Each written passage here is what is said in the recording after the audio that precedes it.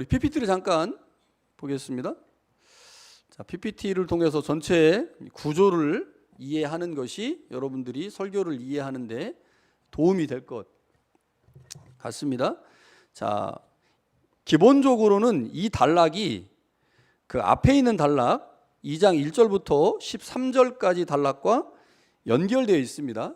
제가 이제 이거를 설교 시간에 어떻게 연결되어 있는지를 이제 뒷부분에 가서 이제 말씀을 이제 드릴 건데, 연결되어 있지만 단락 구분을 하면 2장 1절에서 13절까지가 한 단락이고요.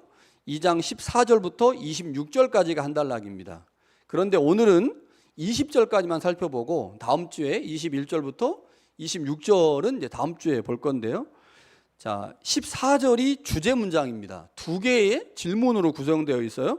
믿음이 있다 하고 말하면서 행함이 없으면 그 믿음이 무슨 유익이 있냐. 그러니까 행함이 없는 믿음은 유익이 없다. 이게 질문이 하나고요.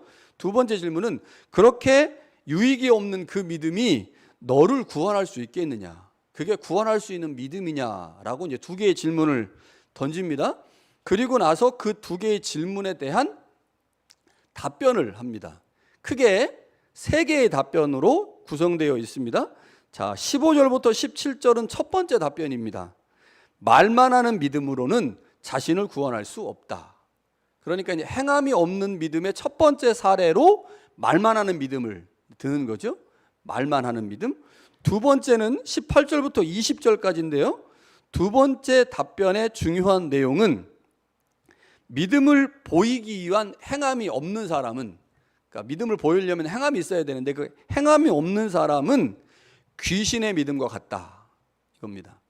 그러니까 잘못하면 우리가 이제 귀신과 같은 믿음을 갖는 사람이 될 수 있는 거죠. 이렇게 이야기를 하고 마지막 세 번째 답변으로 21절부터 26절에 아브라함과 라합의 예를 들어서 행함이 있는 믿음이 진짜 믿음이다. 이렇게 이제 결론을 맺습니다. 자, 이렇게 세 단락으로 나누는 이유는 이제 내리시면 돼요. 세 단락으로 나누는 이유는 각 단락의 마지막에 믿음에 대한 평가가 나와요. 17절, 20절, 26절에 보면 행함이 없는 믿음은 죽은 것이다. 행함이 없는 믿음은 죽은 것이다라고 하는 평가가 나오기 때문에 이렇게 이제 세 개의 단락으로 나눠서 두 개의 질문이 있고 그 두 개의 질문에 대한 답변으로 세 개의 단락이 나오기 때문에 이 단락들을 살펴볼 때 기본적으로 질문을 기억하셔야 돼요. 행함이 없는 믿음은 헛것이다. 그 헛것인 믿음으로 나를 구원할 수 있겠느냐. 그러니까 이 질문의 핵심은 믿음입니다. 믿음. 나를 구원할 수 있는 믿음이 뭐냐. 나를 구원할 수 있는 믿음이 뭐냐. 이거를 질문을 던지는데 사실 이 질문 자체도 예사로운 질문은 아닙니다. 행함이 없는 믿음은 헛거다. 이렇게 표현을 하고 그 헛것인 믿음으로 너를 구원할 수 있느냐. 그러니까 우리가 이제 믿는 이유는 구원을 받기 위한 게 굉장히 중요한 이유인데 구원받지 못하는 믿음에 대해서 말하기 때문에 사실은 예사롭지가 않죠. 그런데 더 예사롭지 않은 것은 답변입니다. 우리가 잘못하면 귀신의 믿음이 돼버릴 수 있거든요. 그러니까 답변 자체가 굉장히 예사롭지 않기 때문에 이 답변을 잘 이해하지 않으면 본문의 내용을 제대로 이해하지 못하게 됩니다. 질문도 조금은 예사롭지 않고 답변은 그 예사로움을 넘어서서 극단적인 경향을 보이기 때문에 이 말씀에 대해서 오해하는 경우들이 굉장히 많습니다. 그래서 오늘은 그 오해를 풀면서 야고보가 정말로 말하고 싶은 게 뭔지를 이제 생각해 보아야 하는데, 자, 기본적으로 야고보서를 읽고 있는 공동체는 유대교에서 기독교로 개종한 그리스도인들입니다. 유대교에서 기독교로 개종한 유대인들이 살면서 가장 중요하게 여기는 게 뭘까요? 율법을 지키는 거예요. 행함이거든요. 그러니까 공동체의 구성원들의 대다수가 행함의 전문적 지식을 갖고 있는 사람들, 행함에 굉장히 민첩한 사람들인데 그 사람들을 향해서 다시 한번 행함을 강조하고 있거든요. 그러니까 이런 거예요. 교회 생활 열심히, 예배를 열심히 드리고 있어요. 예배를 너무너무 잘 드려. 그런데 예배를 너무너무 잘 드리는데 그 사람들을 향해서 예배를 잘 드리라고 얘기하는 거예요. 이상하죠? 조금 이상해. 아니 예배를 못 드리는 사람들한테 예배를 잘 드리라고 하면 그렇지. 예배를 잘 못 드리니까 예배 잘 드리라고 하는 게 이해가 돼.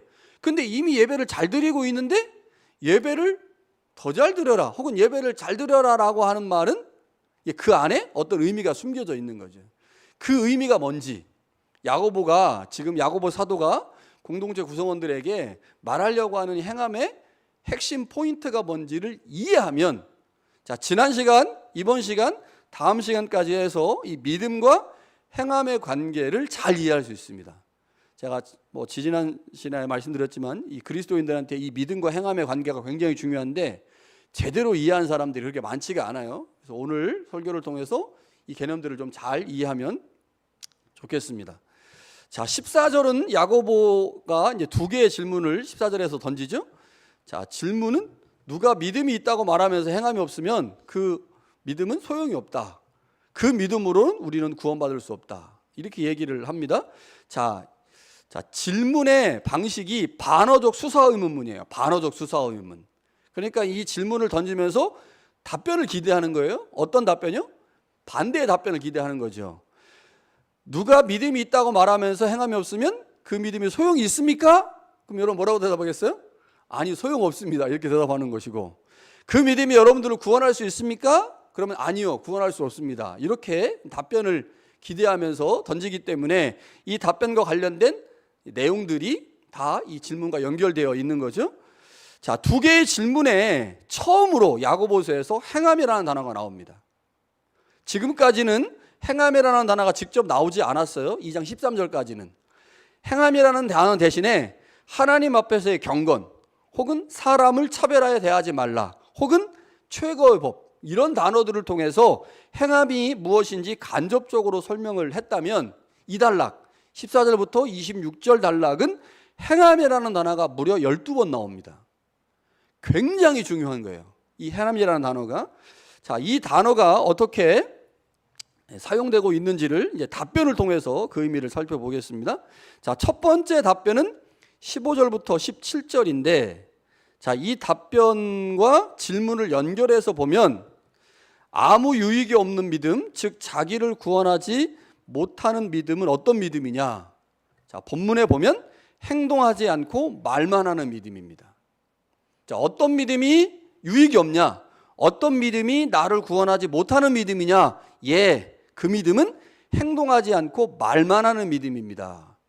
자, 오늘 최장로님께서 기도하실 때 말과 혀와 말로만 사랑하지 말고 행함과 진실함으로 하자, 이렇게 이제 기도회 시간에 말씀을 하셨는데, 말과 혀로만 사랑하는, 행동하지 않는 것을 야고보 사도는 유익이 없는 믿음이다, 구원하지 못하는 믿음이다 라고 얘기를 합니다.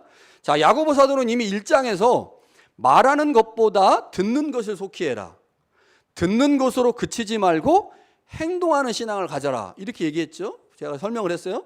말하는 게 있고 듣는 게 있고 행동하는 게 있는데 가장 최상의 믿음은 행동하는 신앙이다, 이렇게 말을 했는데, 자, 오늘 본문에 등장하는 말만 하는 사람은 그 세 개 중에 가장 초보적인 단계에 있는 사람이죠. 헐벗고 일용할 양식마저 없는 가난한 형제를 보고 실제적인 도움은 주지 않고 말로만 걱정하는 거예요. 말로만 위로하는 거죠. 이렇게 말만 하는 신앙을 야고보 사도는 죽은 신앙이다, 아무 유익이 없다, 그래서 이 믿음으로는 우리를 구원할 수 없다라고 얘기합니다. 자, 야고보가 지금 행함이 전혀 없는 믿음의 문제점들을 지적하고 있는데, 자, 이게 오늘 우리의 상황과 어떻게 연결되는지 좀 생각해 봐야 돼요. 여러분, 사실 행함이 믿음과 완전히 분리되어 전혀 행동하지 않고 있는데 그 사람 안에 있는 믿음이 진짜 믿음일 가능성이 있을까요? 그렇지 않습니다. 절대로. 우리는 그런 사람을 세상에 볼 수가 없어요.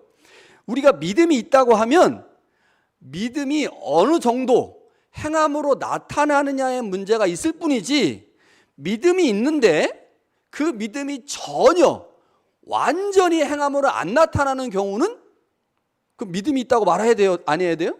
그건 믿음이 아니에요. 그 잘못된 믿음인 거죠. 그러니까 일반적으로는 믿음이 있으면 그 믿음에 행동이 따라가게 되어 있습니다. 우리가 원하는 건 100점이지만 100점이 안 되고 한 80점 맞고 60점 맞아가지고 고통스러워하는 거죠. 저 사람은 100점 맞는데 나는 60점 맞으니까 과락을 간신히 면했으니까 나도 70점, 80점, 90점 맞으면 좋겠다라고 생각하는 거지, 믿음이 행함으로 전혀 나타나지 않는 경우는 없습니다. 그런데 야고보 사도는 마치 믿음이 행함으로 전혀 나타나지 않는 사람이 있는 것처럼 말하고 있거든요. 15절, 16절 얘기가 그런 겁니다. 그래서 17절의 결론이 행함이 없는 믿음은 죽은 거다라고 결론을 내리는 거예요.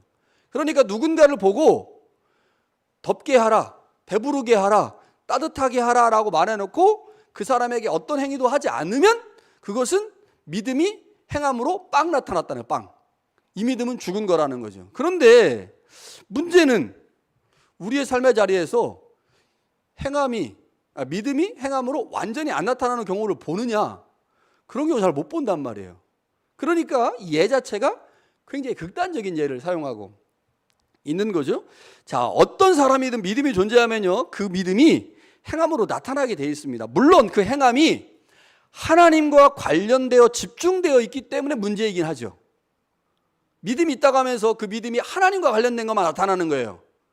이웃과 관련된 것은 잘 안 나타나니까 우리가 항시 마음에 죄책감이 생기고 부담감이 생기는 거죠. 하나님에 대한 건 열심히 하는데 이웃에 대한 건 열심히 안 하니까 그런 사람이 있을지라도 우리 안에 믿음이 행함으로 빵 나타나는 사람은 없거든요. 그런데 마치 야고보 사도는 믿음이 행함으로 빵 나타나는 사람이 있다라고 하면서 예를 들고 있는 거죠.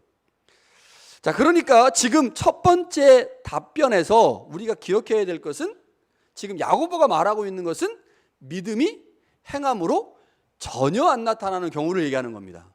믿음이 행함으로 전혀 안 나타나는 경우. 자, 두 번째 답변은 어떨까요? 18절부터 20절에 보니까 이 단락도 역시 아무 유익이 없는 믿음, 즉 자기를 구원하지 못하는 믿음에 대한 답변입니다. 자, 18절에 보니까 두 사람이 나와요. 첫 번째 예보다 두 번째는 더 황당합니다. 자, 두 사람이 나와요. 한 사람은 믿음이 있습니다.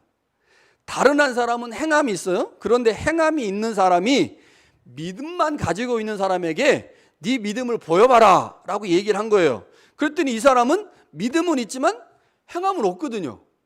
그래서 자신의 믿음을 보일 만한 방법이 없는 거예요. 그래서 믿음을 못 보인 겁니다. 그랬더니 행함을 가지고 있는 사람이 말하기를 나는 내 행함으로 내 믿음을 보일 것이다 라고 말을 하면서 마치 믿음은 있지만 행함이 없는 사람을 조롱하는 듯한 태도를 보이고 있습니다. 여러분, 이런 경우가 있나요, 실제로? 여러분, 교회 다니면서 신앙생활 하면서 믿음이 있는데 그 믿음을 행함으로 전혀 보일 수 없는, 일만큼도 보일 수 없는 믿음을 가진 사람을 우리가 과연 신앙을 가진 사람이라고 말할 수 있을까요? 좀 어렵겠죠. 사실 우리 주위에 이런 사람 찾아보기 굉장히 어렵습니다. 자, 두 사람의 관점에서 조금 더 자세히 볼게요. 자, 먼저 믿음은 있고 행함이 없는 사람에 관해서 한번 생각해 보겠습니다. 이 사람이 현실 세계에 존재한다면 이 사람은 믿음이 있다고 말할 수 없습니다.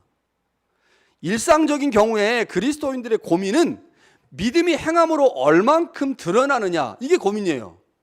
80 드러나느냐, 100 드러나느냐, 60 드러나느냐.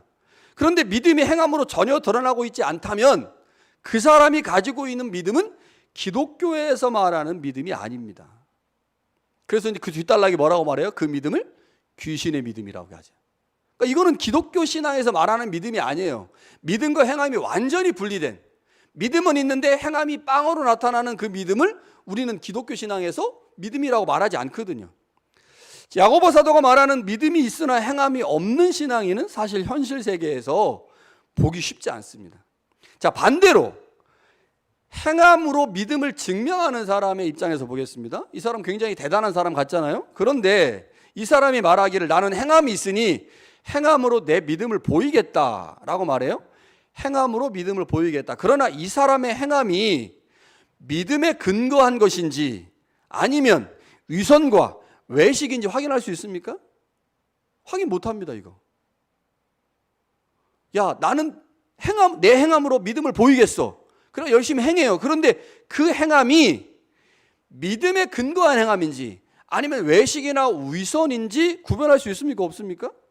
구분 못해요. 그래서 기독교인들 안에 얼마나 많은 외식과 얼마나 많은 위선이 존재하는지 모릅니다. 그러니까 지금 나는 행함이 있고 너는 믿음이 있고, 그래서 나는 내 행함으로 내 믿음을 보일 거야. 너는 네 믿음을 행함으로 보여봐. 그런데 행함이 없어요. 믿음을 못 보여. 그러면 내가 너보다 행함으로 내 믿음을 보이는 내가 너보다 더 우월하냐, 내가 너보다 더 뛰어나냐 라고 이 사람은 말하고 싶겠지만, 실제로 이 사람의 행동이 믿음에 기인한 건지 아니면 외식이나 위선에 기인한 건지 알 수가 없기 때문에 이 사람이 이렇게 주장하는 게 100% 동의가 되지 않을 수 있는 거죠. 그리고 행함을 주장하는 사람이 믿음을 주장하는 사람보다는 조금 낫긴 하겠지만 사실은 도토리 키재기입니다. 그러니까 지금 야고보 사도가 말하고 있는 내용들을 보면 매우 극단적인 경향을 보이기 때문에 우리가 그냥 언뜻 읽을 때는 다 이해되고, 아 그렇지, 행함이 중요하지, 행함이 필요하지라고 읽지만 꼼꼼하게 따져서 들어가서 보니까 첫 번째 예나 두 번째 예나 모두 내용이 만만치가 않아요. 현실 세계에서 찾아보기 어려운 매우 독특한 형태의 예를 들고 있다는 거죠. 19절은 더 힘듭니다. 자, 야고보 사도가 이렇게 말해요. 내가 하나님은 한 분인 줄 믿느냐? 잘하는도다. 귀신들도 믿고 떠느니라. 행함이 없는 믿음은 얼마나 헛된지 귀신의 믿음과 같다는 거죠. 자, 귀신의 믿음이 어떤 믿음일까요? 귀신의 믿음은, 본문에서 말하는 귀신의 믿음은 하나님의 존재를 인정하는 믿음입니다. 귀신이 하나님의 존재를 인정하잖아요. 그래서 떨지 않습니까? 근데 우리가 말하는 기독교 신앙에서 말하는 믿음은 하나님의 존재만을 인정하는 믿음입니까? 그거는 기독교 신앙이 아니에요. 하나님의 존재만을 믿는 거는. 여러분, 이 건물이 무너질 거라고 여러분 믿어요, 안 믿어요? 안 믿으니까 들어왔죠. 여러분, 이거 믿음입니까? 이거 기독교 믿음이 아니에요. 이거 확률이에요, 확률. 내가 여러 번 들어왔는데 안 무너져. 그러니까 안 무너진다고 믿는 거예요. 그러니까 기독교 신앙이 어떤 존재만을 믿을 때 그걸 기독교 신앙이라고 말하냐? 아닙니다. 그러니까 행함이 없는 믿음을 가지고 있는 사람은 마치 귀신의 믿음과 같다는 거예요. 귀신이 하나님의 존재만을 인정하듯이 행함이 없는 믿음을 갖고 있는 사람은 하나님의 존재만을 인정하는 믿음이니까, 여러분, 하나님의 존재만을 인정하는 믿음은 마치 우리가 새순교회 예배당에 돌아와서 예배당이 무너지지 않을 것을 믿는 것과 같은 믿음이거든요. 수준이 같아요. 여러분, 그게 기독교 신앙입니까? 이거 기독교 신앙 아닙니다. 이런 신앙은 우리 기독교 신앙이라고 말하지 않죠. 자, 그런데 어떻게 신앙을 갖고 있는 사람이 전혀 행동하지 않는 신앙인이 됐고, 신앙을 갖고 있는 사람이 어떻게 귀신의 신앙과 동일하게 취급을 받는 수준까지 내려갔을까요? 이게 중요해요. 여러분, 야고보 공동체에게 지금 야고보 사도가 말하는 겁니다. 너희들이 믿음이 있다. 그런데 너희들의 믿음의 수준이 전혀 행함이 없는 믿음의 수준까지 떨어졌고, 너희들의 믿음의 수준이 마치 귀신의 믿음과 같은 수준까지 떨어졌다는 거죠. 자, 15절부터 20절까지의 두 개의 답변을 통해서 하나의 결론에 도달합니다. 자, 질문에서 뭐라고 했어요? 행함이 없는 믿음은 너희에게 헛것이다. 그 헛것인 믿음으로 너희를 구원할 수 있겠느냐? 답변에 어떻게 돼요? 행함이 없는 믿음은 죽은 믿음이기 때문에 우리를 구원할 수 없다. 그러니까 행함이 없는 믿음은 구원할 수 없습니다. 자, 야고보 사도가 왜 이렇게까지 극단적인 예를 사용해서 행함을 강조할까요? 이게 중요해요. 왜 이렇게 극단적인 상황을 전제해서 행함을 강조하고 있을까? 여러분, 행함이 중요하기 때문에 그럴까요? 중요하죠. 그러니까 행함이 왜 중요합니까? 행함이 왜 중요해요? 행함은 반드시 믿음과 연결되어 있거든요. 그러니까 지금 야고보 사도가 지금 행함을 강조하는 이유는 너희들의 믿음이 너희를 구원해야 되는데, 그 구원하려면 그 믿음이 살아있어야 돼요. 그 살아있음을 보일 수 있는 가장 중요한 방법이 뭐냐? 절대적 방법이 아닙니다. 절대적 방법이 아닌 가장 중요한 방법이 뭐냐? 그게 행함이라는 거예요. 그래서 행함으로 우리의 믿음이 살아있음을 보여야 된다는 거죠. 그러면 그 살아있는 믿음이 우리를 구원할 수 있다. 그러니까 지금 야고보 사도가 강조하는 것은 행함이 아닙니다. 뭐예요? 믿음이에요, 믿음. 그 믿음이 살아있어야 되는데 살아있는 믿음을 보이는 방법 중에 가장 중요한 게 행함이니 행함으로 너희의 믿음에 살아있음을 보여보라는 거죠. 자, 믿음과 행함의 관계에 있어서 믿음이 정상적이라면요, 행함이라고 하는 당연한 결과가 나와야 합니다. 이건 모든 성서가 그렇게 말하고 있어요. 믿음이 정상적이면 그 믿음이 반드시 행함이라고 하는 결과를 수반하게 돼 있습니다. 그런데 야고보서를 보면 그렇지 않은 것 같아요. 믿음이 있는데 그 믿음이 행함으로 나오지 않고 있잖아요. 그래서 야고보 사도가 지금 강력하게 책망하고 있는 거죠. 왜 믿음이 행함이라는 당연한 결과로 나타나지 않았을까요? 야고보 공동체가 그리스도에 대한 믿음이 없거나 잘못된 믿음을 가지고 있었기 때문일까요? 그렇지 않습니다. 2장 1절에 야고보 사도는 분명히 말해요. 공동체 구성원들에게 너희가 그리스도에 대한 믿음을 가졌다. 선언했어요. 너희가 그리스도에 대한 믿음을 가졌다. 그러니 그 믿음을 행함으로 보이기 위해서 차별하여 행동하지 말라. 그러니까 지금 야고보 공동체는 이미 믿음이 있어요. 예수님에 대한 믿음이 있습니다. 그런데 그 믿음을 가지고 있는 야고보 공동체가 어떤 이유인지 모르겠지만 믿음이 있음에도 불구하고 그 믿음이 행함으로 연결이 안 되는 거예요. 자, 우리가 일반적으로 두 가지를 생각해 볼 수가 있습니다. 믿음이 있는데 왜 행동이 나타나지 않느냐? 두 가지가 일반적으로 우리가 생각해 볼 수 있는 거. 첫 번째는 그 믿음 자체가 잘못된 거예요. 그러니까 나는 믿음이 있다고 말을 하는데 그 사람의 믿음 자체가 잘못됐기 때문에 그 믿음으로는 행동으로 나올 수가 없는 거죠. 그러니까 행동과 믿음이 연결되지 않는 이유의 첫 번째 이유는 믿음 자체가 잘못된 겁니다. 그러니까 믿음이 잘못됐으니 당연히 행동이 문제가 있는 거죠. 그럼 야고보 공동체의 경우는 여기에 해당될까요? 여기에 해당되지 않아요. 야고보 공동체는 이미 믿음이 있어요. 1장에서 야고보 사도가 믿음의 원리를 설명했잖아요. 우리가 시련을 경험하면 환난을 경험하면 믿음이 시련을 받는다.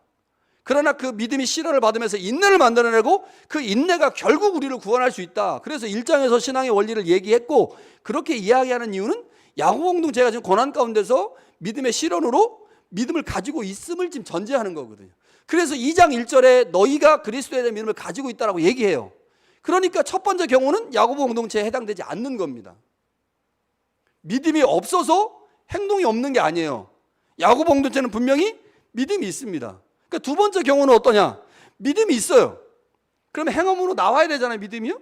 근데 믿음이 있음에도 불구하고 행동이 나오지 않는 이유는 행동에 대한 오해 때문입니다. 행동에 대한 오해. 그러니까 내가 심각하게 행함이라고 하는 것이 무엇인지에 대한 오해 때문에 믿음이 있음에도 불구하고 그 믿음이 행함으로 연결이 안 되는 거죠. 그럼 야고보 공동체는 어떤 경우일까요? 이 두 번째 경우예요. 자, 여기서 이제 설교의 클라이막스로 갑니다. 그럼 도대체 왜 야고보 공동체는, 야고보서를 읽고 있는 공동체는 믿음이 있음에도 불구하고 그 믿음이 행함으로 연결되지 않았을까요? 무슨 이유 때문에?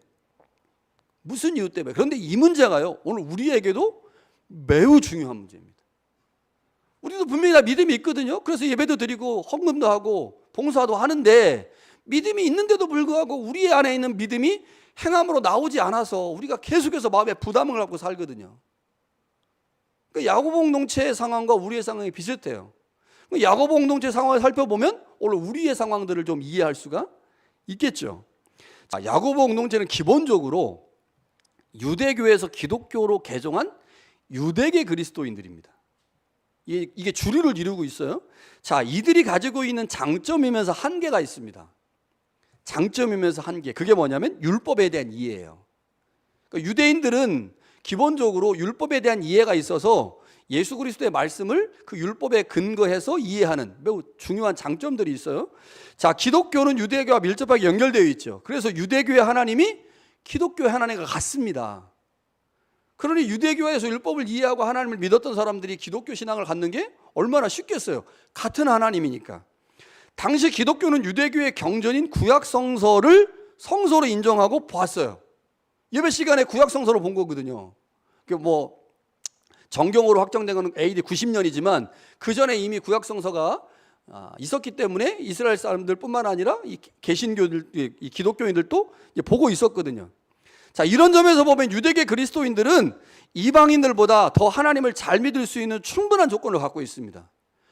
정경도 같죠, 하나님도 같죠, 그리고 그 안에 있는 많은 신앙적인 이 내용들이 비슷하죠.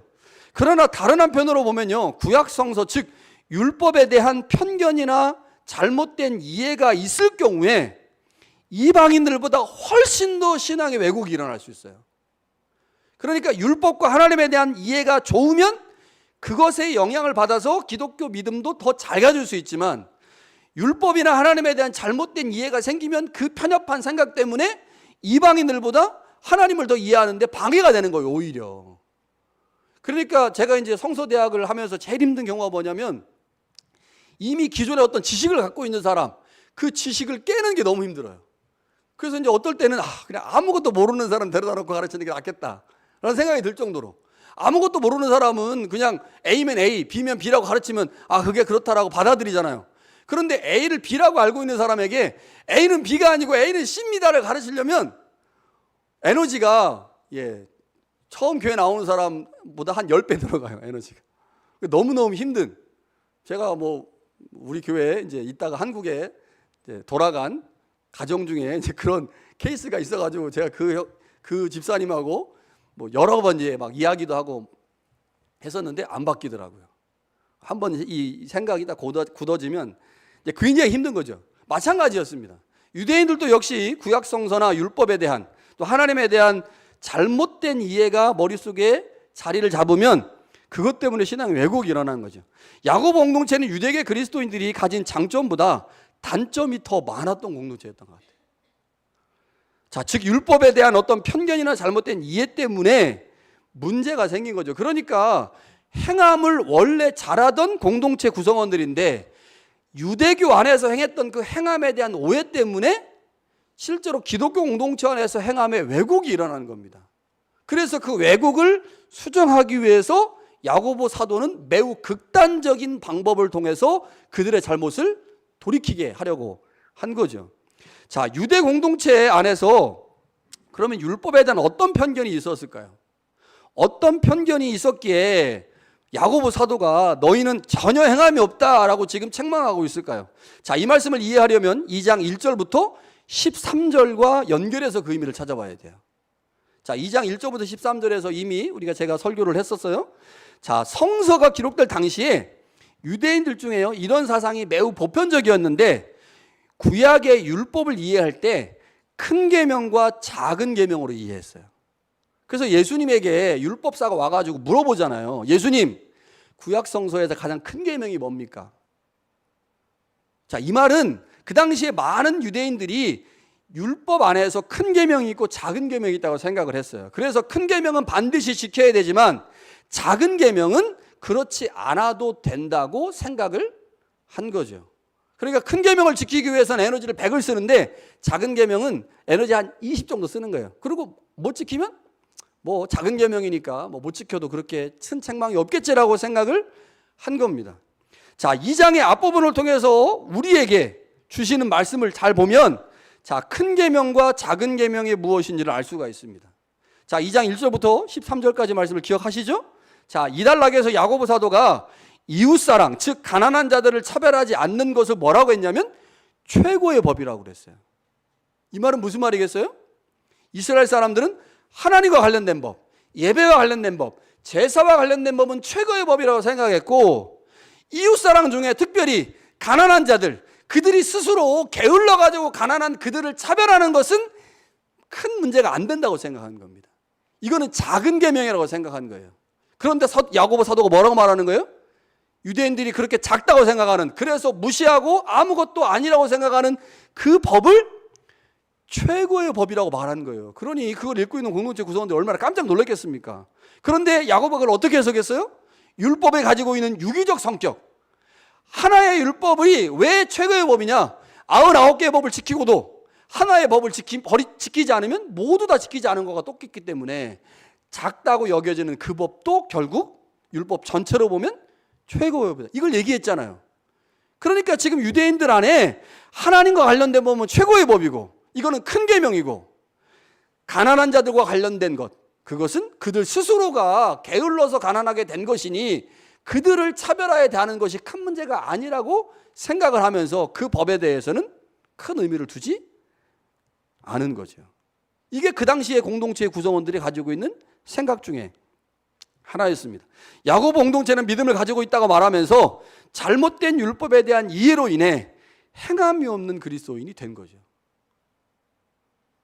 그래서 앞달락이 중요해요. 2장 1절부터 13절 사이에서 가난한 자들을 차별하에 대하지 않는 법을 야고보가 왜 최고의 법이라고 했느냐, 그 이유는 그 다음 단락에 설명하는 행함이 없는 믿음의 구체적인 예가 그것과 연결되기 때문입니다. 자, 그러면 야고보 공동체를 어떻게 해야 되겠어요? 그리스도에 대한 믿음이 무엇인지, 무엇을 의미하는지 다시 질문해야 되겠죠. 큰 계명과 작은 계명을 나누고, 그래서 큰 계명은 지키고 작은 계명은 지키지 않아도 되니 가난한 자들을 차별하는 거 그거 괜찮고, 이웃을 사랑하지 않는 거 괜찮고, 큰 문제를 삼지 않은 그들을 향해서 야, 하나님의 모든 계명은 다 큰 계명이니 너희가 하나님을 향한 계명은 지키면서도 이웃을 향하여, 가난한 자들을 향하여 차별하에 대하고 그들에게 따뜻하게 해라, 배불러라 라고 말하면서 그들의 실질적인 문제를 돕지 않는다면, 하나님 앞에서 경건인 고아와 과부를 그들의 환난 중에 돌아보지 않는다면 그게 바로 행함이 없는 것이고, 그렇게 행함이 없는 그 믿음으로는 하나님이 너희들에게 긍휼을 베풀지 않으신다 이야기를 하는 거죠. 그러니까 지금 야고보 공동체가 믿음이 없다 이야기가 아닙니다. 너희들은 분명히 믿음을 가지고 있는데 그 믿음이 잘못된 행함에 대한 이해 때문에 행함이 왜곡되어 나타나고 있으니 그 행함을 수정하라는 거죠. 어떻게 해요? 믿음의 근거에서, 예수 그리스도의 믿음의 근거에서, 율법에 대한 바른 이해를 근거로 해서 다시 한번 우리의 신앙의 모습들을 수정해야 한다고 말하는 게 이 본문의 단락입니다. 하나님에 대한 것은 열심히 하지만 하나님과 연결된 가난한 자들을 돌보는 일에 관심이 없다면 그것은 하나님의 율법, 하나님의 말씀에 대한 전체적인 오해를 의미하는 거죠. 여러분, 한국의 많은 그리스도인들도 야고보 공동체와 비슷한 경향을 보이고 있어요. 우리도 비슷한 경향을 보입니다. 분명 믿음은 있다고 말하는데 선한 행실과 삶이 실종되어 나타나지 않는 경우들이 있어요. 가장 큰 이유는 뭐냐? 우리는 율법을 받은 사람들이 아니잖아요. 유대계 그리스도인들이 아니란 말이에요. 우리는 이방인 그리스도인들이잖아요. 그러다 보니까 우리에게 행함이 왜곡된 가장 중요한 이유는 뭐냐면 바울의 구원론에 대한 오해입니다. 바울의 구원론에 대한 오해가 우리로 하여금 믿음이 있지만 행함이 없게 만들었어요. 이게 이제 한국 교인들에게 가장 큰 문제입니다. 기독교 구원론은 크게 믿음으로 의롭게 된다는 칭의와 거룩한 삶을 의미하는 성화라는 두 개의 기둥으로 이루어져 있어요. 다음 주에 제가 좀 더 설명하겠습니다. 이 두 개의 기둥으로 이루어져 있는데 한국의 많은 그리스도인들은 구원을 칭의로만 이해하는 경향이 있습니다. 칭의. 믿음으로 의롭게 된 사람에게 반드시 행함이라고 하는 성화를 요구하는데 이걸 분리시킨 거예요. 그래서 구원이 뭐냐? 의롭게 된 거, 그것이 구원이다. 그러면 행함은 뭘까요? 하늘나라 가서 상급받는 거다라고 이해한 겁니다.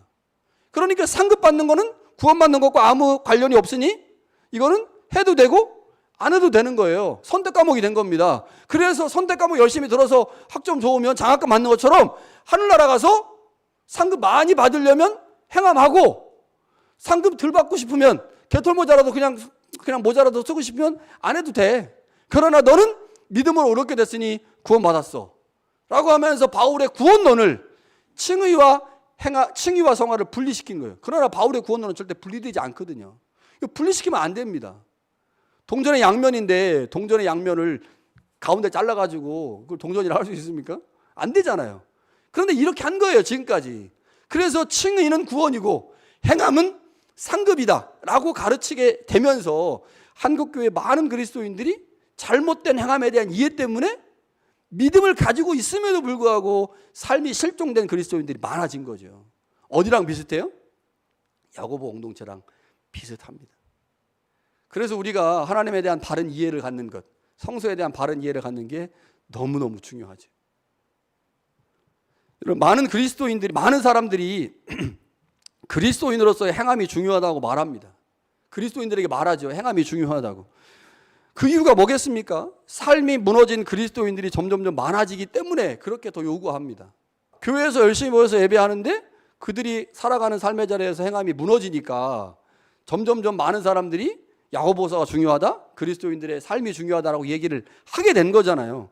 사실 우리는 그리스도를 믿는 믿음을 가지고 있으면서도 그 믿음의 분량만큼 행하지 못하고 있기 때문에 항상 부담을 느끼고 있거든요. 그렇지 않습니까?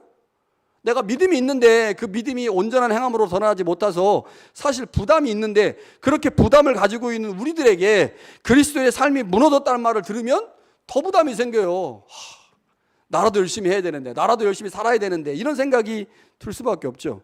물론 믿음의 분량대로 행동이 따라온다면 제일 이상적이고 좋은 거죠. 믿음이 100인데 행동이 100이 온다면 제일 좋습니다. 그러나 우리는 다른 사람들에게 공개할 수 없는, 어쩔 수 없는 상황에 놓일 때가 너무 많습니다. 다른 사람이 말 못하는, 그 말 못하는 상황 때문에, 답답한 현실 때문에, 답답한 삶의 문제 때문에 우리 안에 있는 믿음을 행함으로 온전히 옮기지 못할 때가 너무 많거든요. 그래서 우리 안에 답답한 마음이 있습니다. 내가 좀 더 행동해야 하는데, 내가 좀 더 그리스도인답게 살아야 되는데, 내가 좀 더 교회를 위해 헌신하고 봉사해야 되는데 그렇지 못한 삶을 살죠. 그래서 마음에 부담이 있어요.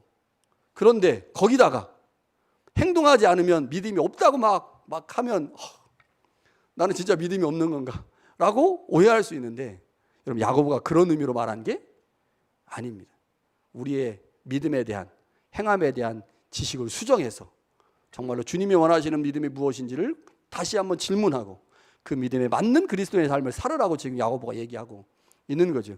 여러분, 우리를 잘 아시는 주님께서 우리의 상황을 너무너무 잘 아십니다. 그래서 우리의 부족함을 알고 계시죠. 그래서 우리가 믿음이 있음에도 불구하고 그 믿음을 삶의 현장에서 행함으로 온전히 드러내지 못하고 있는 우리의 상황을 이해하시고 용납하십니다.